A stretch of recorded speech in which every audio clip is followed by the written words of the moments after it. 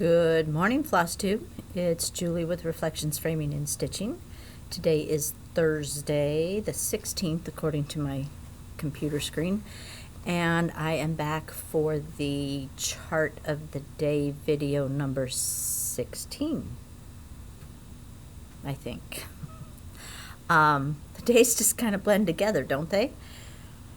But I think it's the 16th video on the 16th, so anyway, I hope everyone is well today.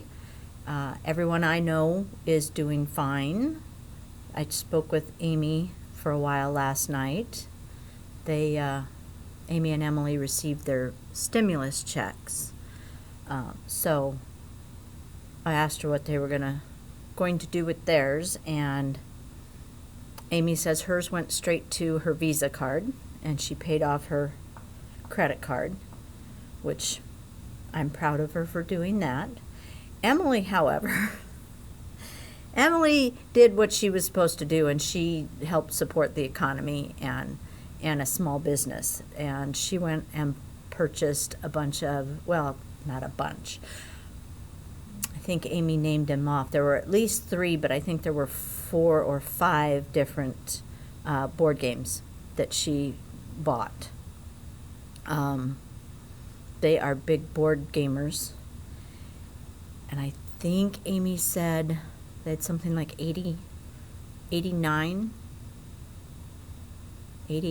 or 89 board games already in their collection. And they have played 18 of them since the quarantine started. So they have plenty to last them for quite a while, and now they have more. The funny part was one of the games that Emily bought was Pandemic. They both thought it would be fun to play Pandemic during a pandemic, so that's one of the board games they got. I can't remember the names of the other ones, but that's what they're doing with their time when they're both working from home. But when they're not working, that's pretty much all they have to do. They take walks. They take King Louie for his walk, and they closed the dog parks there, so they can't take him to the dog park anymore. But they take him for walks, and they play their board games, so they're doing fine. Talked with Abby just a little bit yesterday. She and Reese were fine. And I spoke with Melanie. One of my viewers has asked how Ben is doing, and a few videos back I said he was doing pretty good. I'm not going to say that anymore because it seems like every time he's doing well and I say something, then things kind of go down the drain. So he is. I'm going to hazard a guess that the encephalitis is back. He's starting to exhibit symptoms again. Melanie has left 3 or 4 messages for the neurologist and has not received a call back. So we're not sure what's up with that. So please keep him in your prayers. That's all I can really say about that. Dan did his first day of working from home yesterday. Today he's back at the office. Tomorrow he'll be at home. I think the reasoning behind that is to just try and keep the people at the office to a minimum. So they're swapping them in and out.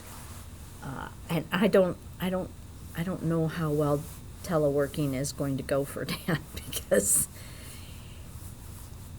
he's not what you would say overly motivated when he's at home and trying to work.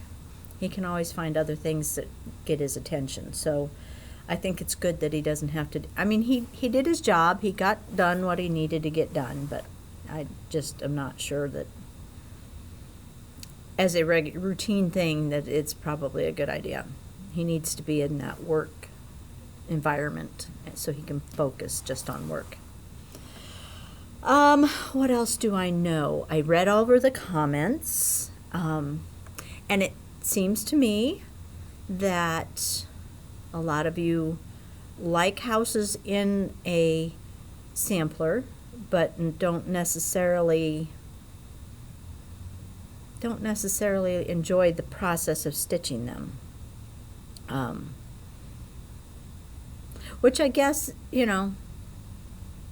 sometimes I don't either. Depends on the house. Checkerboard house is kind of fun.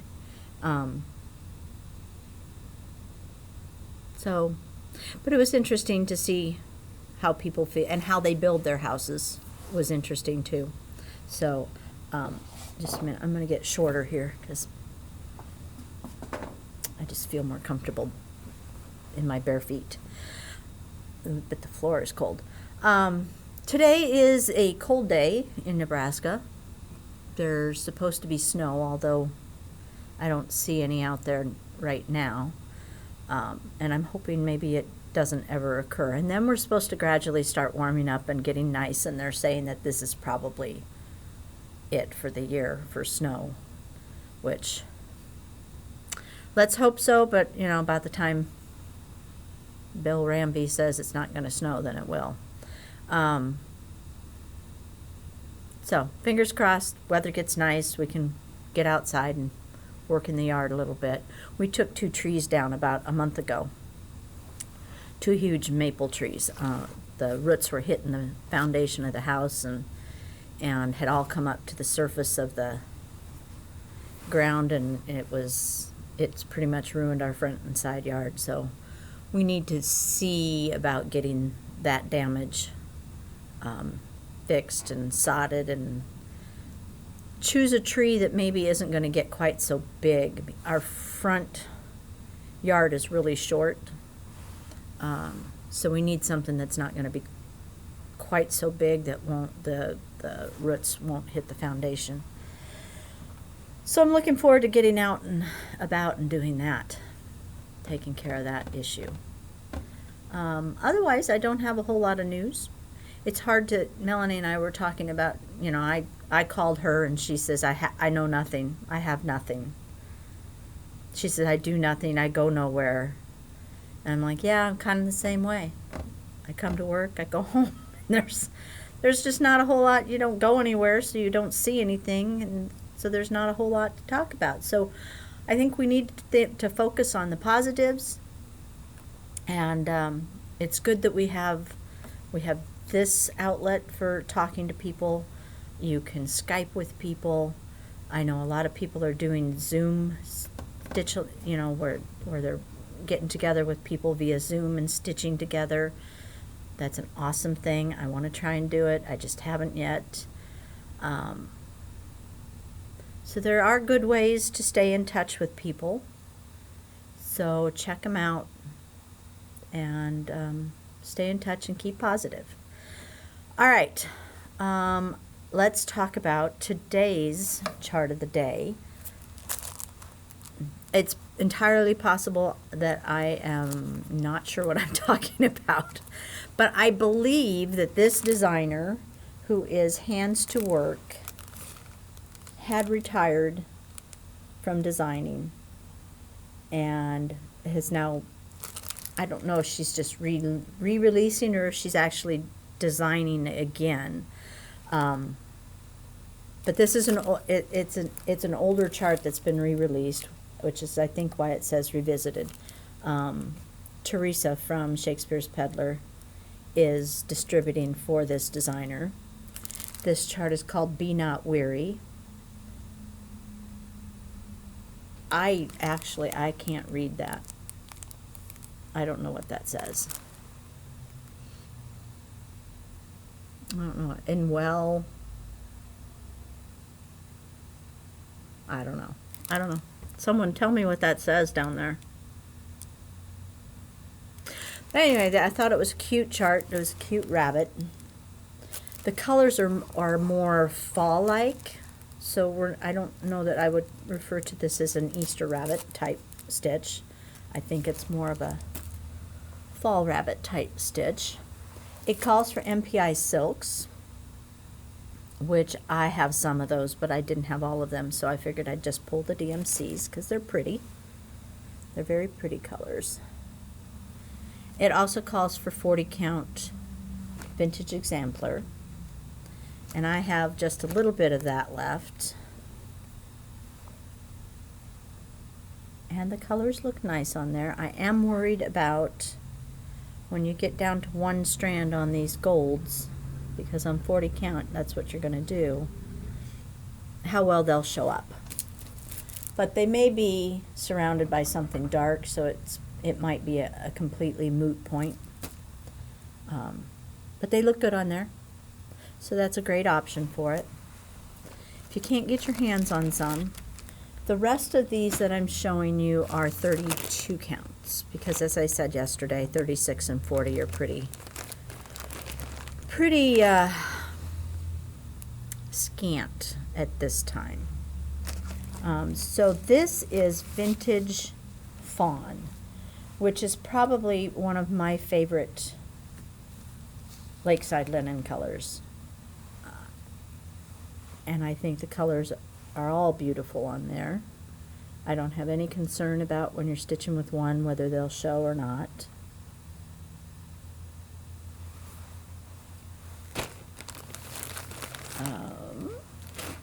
Ale, picture this plus ale, is a good choice.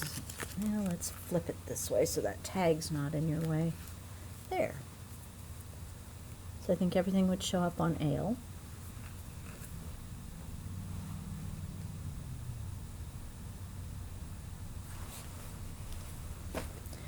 And last but not least, I have Brash. Now, I have had Brash before when it's not this color. This is pretty green. I like a green fabric. Apparently, a lot of people do not like green fabrics. I personally love green fabric. We were raised in a house that was green. The outside was green, the inside was green. My mom really liked green, and growing up, the kids, all of us, were like, our house is not going to be green when we grow up. Our houses are green, so it kind of sunk into our subconscious, and we ended up with greenhouses. So it's a goldy green, kind of an olivey color, and those golds may be an issue, but if they're all inside things, then it's not going to be, and I think this would be absolutely stunning if that's the case. I just didn't take the time to look at the chart. But I'm pretty sure, just looking at the picture, the only one might be this orange flower, might be one of those golds. Otherwise, I think it's all encased in another color, and it would be absolutely fine on there. And you could just take that flower and turn it one of these colors instead. And that would mitigate the problem right there. So that's what I have to show you on that. I think any of those would be fine. It would be a beautiful fall piece. I know you don't think of rabbits really as fall. They're usually more of a springtime thing. But they could be fall. They're out in the fall, so why not? Dan and I have issues with rabbits. I think they're cute. I don't like to see them smashed on the street. However, they have a tendency to like our cars, and they crawl up underneath and they chew the wiring, and then my car doesn't start in the morning, and then it has to be towed, and I have to pay $300 or $400 to fix the damage that the rabbits have done. So it's a love-hate relationship with rabbits. The mechanics didn't believe us that it was rabbits doing the damage. They told us we had mice that were crawling up there and chewing the wiring, until the one time when they towed the car and they got it up on the lift and they were taking apart whatever they needed to take apart to get to the wiring, and a rabbit jumped out. It scared the bejesus out of them, and they actually took a video of it. And they said, yeah, you're right, it was rabbits all along. So, yeah, they're cute and cuddly as long as they're not chewing on my car. So today's, sometimes I like to try and work the question of the day into the chart. But I watched a video yesterday. I'm not going to say whose it is, but it made me sad to watch that video. I mentioned it yesterday. And the reason it made me sad was because she had been, and I have said this many times, don't organize your stash. It never ends well. And this person had been organizing their stash and had decided that they had a problem, that they were a hoarder, because they had X number of charts and fabric and floss, and it was just obscene, and they were feeling bad about when they passed away what their family would say, and it just made me sad that a stitcher was talking about their stash that way, because I feel, and there are some exceptions to this, but I feel that if your stash brings you joy, you shouldn't feel guilt about it.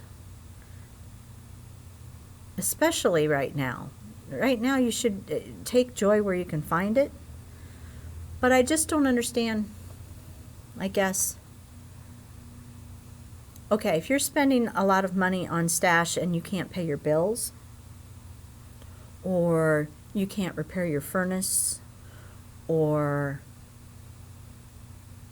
replace your water heater, or put food on your table, yeah, okay, I can see feeling guilty about stash. But if you can pay your bills and it's not hurting anyone, enjoy it. Don't feel guilty about it. I have given my kids permission, when I'm gone, they can do whatever the heck they want with that stash. They can put it in a dumpster. They can send it to Goodwill. They can give it away to other stitchers. I don't care. I'm dead. I don't care what you think about me when I'm dead. It gave me joy while I was alive, and as long as it continues to give me joy, by God, I'm going to continue buying it. And if I stitch it, great. If I don't stitch it, that's fine too. If I start it and never finish it, who the hell cares? It's not hurting anyone else. So, question of the day. Do you have guilt about your stash? I have none. Zero. I have guilt about a lot of things. I'm Catholic. I was raised Catholic. We have Catholic guilt.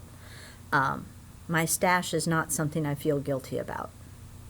I think I've mentioned this, upwards of over 500 Barbies in my house. They still bring me joy to look at. I do look back and think, wow, that's a lot of money I spent on those, because some of them I paid $600-700 for, and they're just standing there. They're not doing anything but collecting dust. I don't have an end product like I do with stitching, but they still bring me joy, and I still love them, and I really don't have any guilt about it. I had the money at the time to do it. They're not worth diddly squat now, so, but I don't feel bad about it. It brings me joy. It gave me lots of joy at that time. So, do you have guilt? That's what I want to know today. I hope not. I really, truly hope that your stitching and your stash brings you joy. We need all the joy we can get in our life. So, with that, I'm going to get to work. I got orders to get out, and I will talk to you tomorrow. I'm going to be really interested to see what you have to say about your stash. And I'll be very sad if it's more people have guilt than what I think they do. And yeah, it's very disturbing. So, have a great day, get some stitching done, and I'll see you tomorrow. Take care.